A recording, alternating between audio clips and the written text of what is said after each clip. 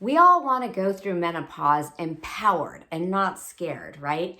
But it is important to just start with the basics and have some understanding of what's going on in our bodies and what hormones are involved. So most of us probably associate menopause with changes in estrogen, and that is very true. But there are other female sex hormones that also play a role. So a few of the other hormones are progesterone and, yes, testosterone. We may think of testosterone as more of a male hormone, but females have it too, and it does play a role. We will be diving into the functions of these hormones in the subsequent videos, and it is important to know that other hormones, such as our thyroid hormones, our adrenal hormones, and even our insulin hormone, are all crucial in playing a role in a balanced and healthy menopause. So we think of it in more of a comprehensive way and not just putting the blame on one individual hormone. So before we launch into that, I wanted to give a little background just on kind of the statistics of menopause. So what we know in the medical literature is that the average age of menopause is 51 years of age. And how do we define menopause? Well, most basically, we define menopause as when a woman has no longer had her menstrual cycle for 12 months or more. So oftentimes we do verify that situation with a lab test, specifically something called an FSH for follicle stimulating hormone.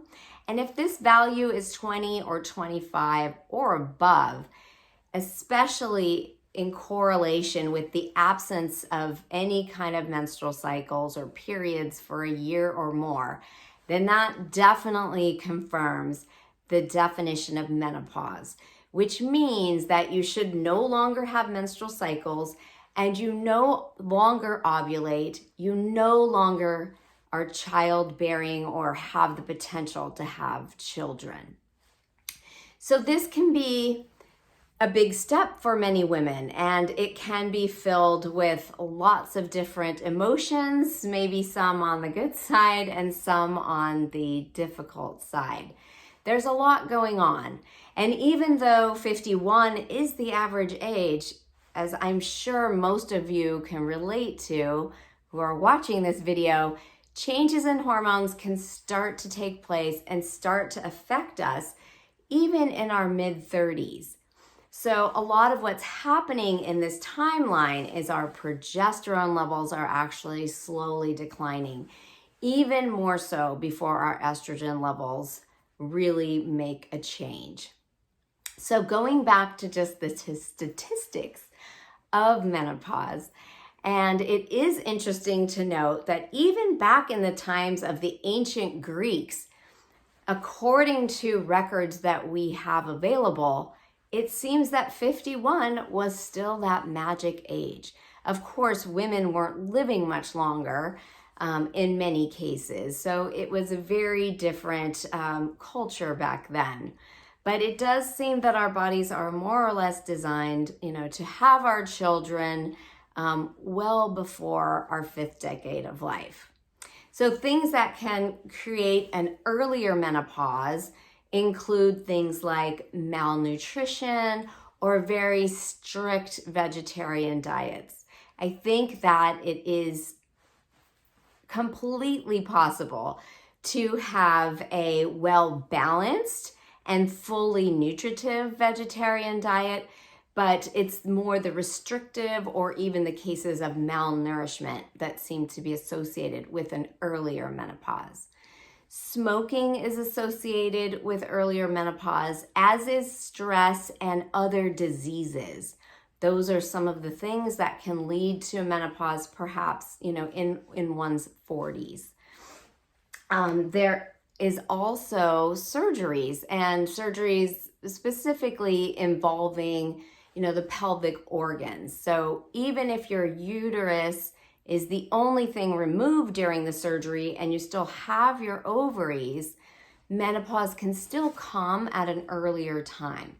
Or, for example, if you had an ablation done, which doesn't remove any of your reproductive organs, menopause can still come at an earlier time.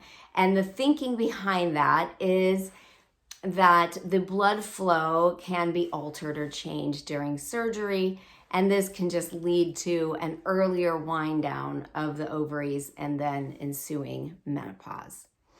So if you have knowledge of when your mom went into menopause, that can be helpful for you because there does seem to be a correlation between when your mom went into menopause and when you might go into menopause.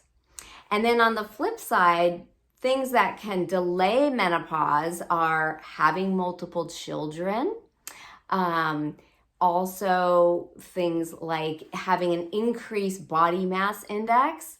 And this is thought to be linked to the ability of adipocytes or fat cells to create more estrogen, specifically an estrogen called estrone. And so even though your ovaries might be slowing down in their production of estrogen, your fat cells may still be producing quite a bit, and this may kind of artificially, drag out the age of your menopause.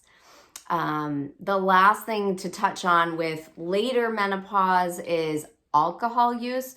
So heavy alcohol use especially can affect the hormone balance, particularly estrogen, and that has been associated with a later menopause. So these are some of just the nuts and bolts of what we're looking at with the just basic concepts and ideas behind menopause. I will see you soon for our next video where we will dive into the specific functioning of our hormones and how they help us and how we can help them. Thank you.